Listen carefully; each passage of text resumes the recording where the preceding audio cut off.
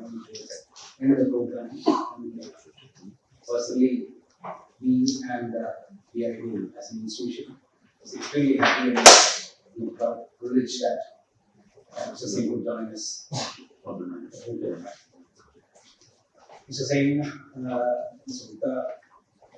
Gupta, my colleague Jane Manchu, and the Press Information Bureau, distinguished invitees, the media persons, senior police officials, ladies and gentlemen.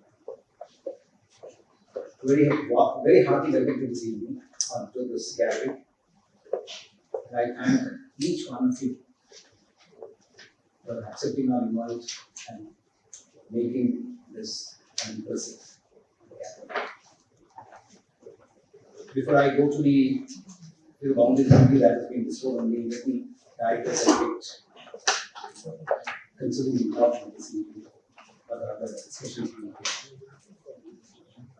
The concept of rule of law is that the state is governed not by the ruler, but by the law. In other words, it means that the king is not the law, but the law is the king. While the Western world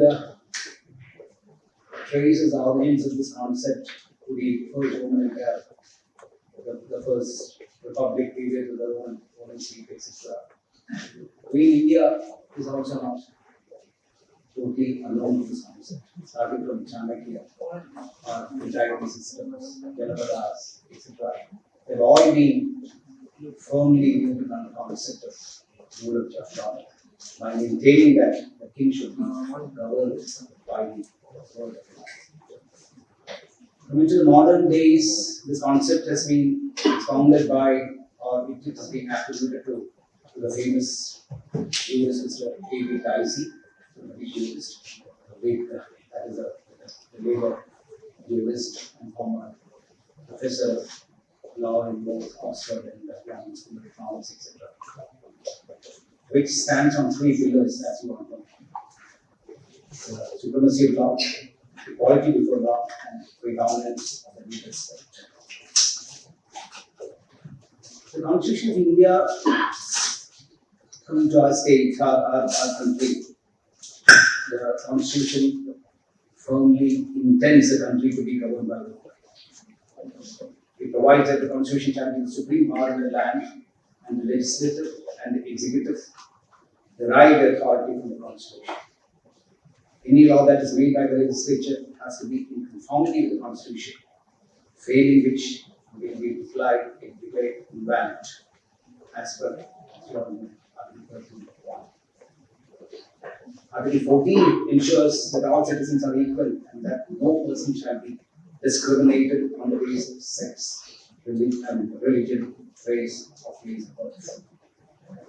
Article 21 provides a further check against an arbitrary executive action by stating that no person shall be deprived of his life or liberty except in accordance with the procedure established by law.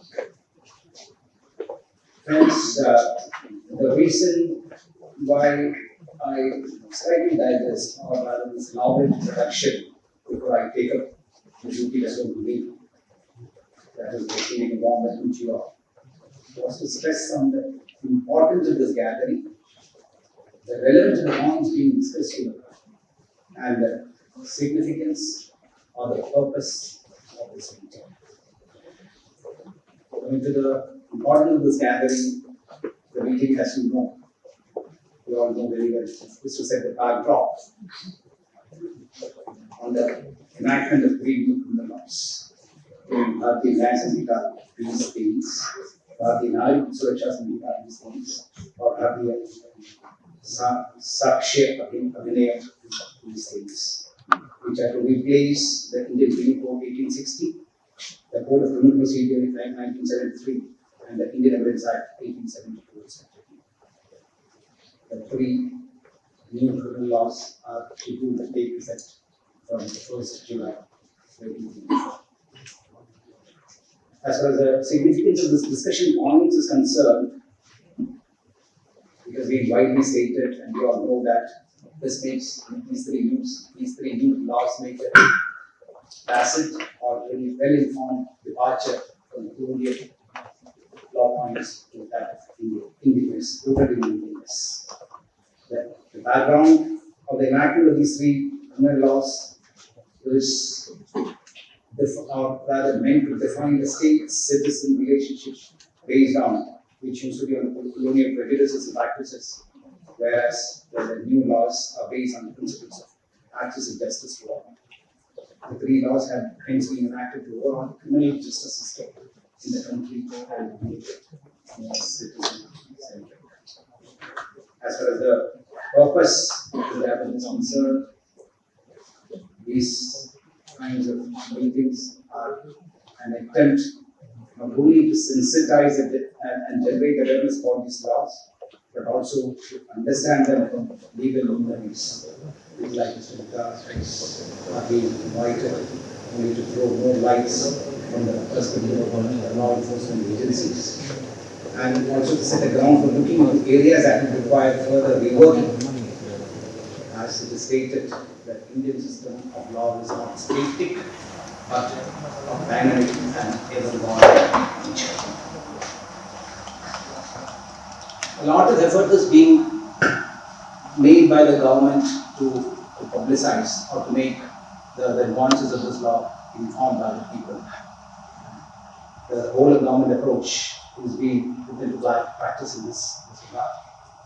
There are basically two streams. One is by the Law Ministry, Ministry of Law and Justice, to organize a series of conferences.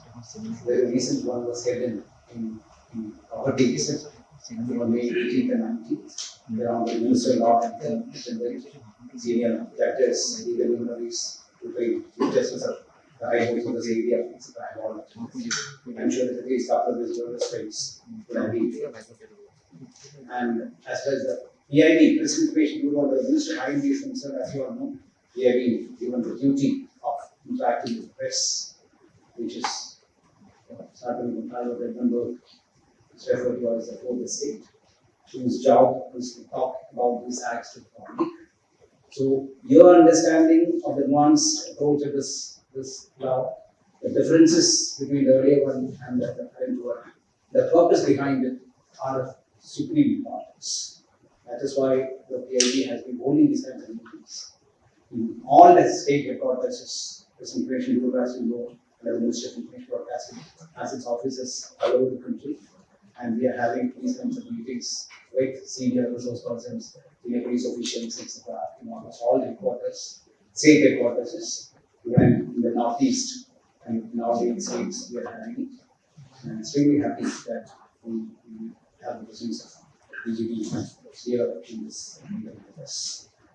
The details of that law, I don't have to mention, Mr. Gupta is also going to make it for the free, how many sections, how many new crimes have been added, where all the penalty of community service has been introduced. Each one of them, whose details are being shared with you. I don't have to read it out, read it out for you because Mr. Gupta is going to do the same thing. This is precisely what is being meant by this meeting. And on an uninformed person's perspective, at least as a because I'm not into the law enforcement, nor a jurist or an advocate, or a legal law student. But from the common man's perspective, 2-3 major things are there. One in this Bharatiya Nyaya Suraksha Samhita, the electronic mode of evidence, very important, which is in keeping with the new times. Then the restorative justice, as from punitive action to corrective measures, that is a very major concept behind these 3 acts. And also, I'm told community service as punishment has been introduced for the first time. I had the occasion to work with National Human Rights Commission way back in 1995, 96, 97, under the second Chief Justice of India, Mr. the jurist. He was talking about the concept of plea bargaining, and I'm sure that sections of that and systems of that will also be there. Mr. Gupta is going to go and thank you very much. I still very warm welcome to both and about their vast range of experience etc. I don't understand whether you know better than me. And incidentally, I'm happy, even though we have not worked on a personal, on a professional purpose around induction. One of my batchmates was the only one who trained along with in the IT, Mr. Adnan Singh was the office in the rest of us all got either professional part in this space and in this space. And really happy that thank you very much. A very warm welcome to each one of you once again. And we are looking forward to a very, very fruitful and engaging session for the leadership of the same time. Thank you. Thank you so much, sir.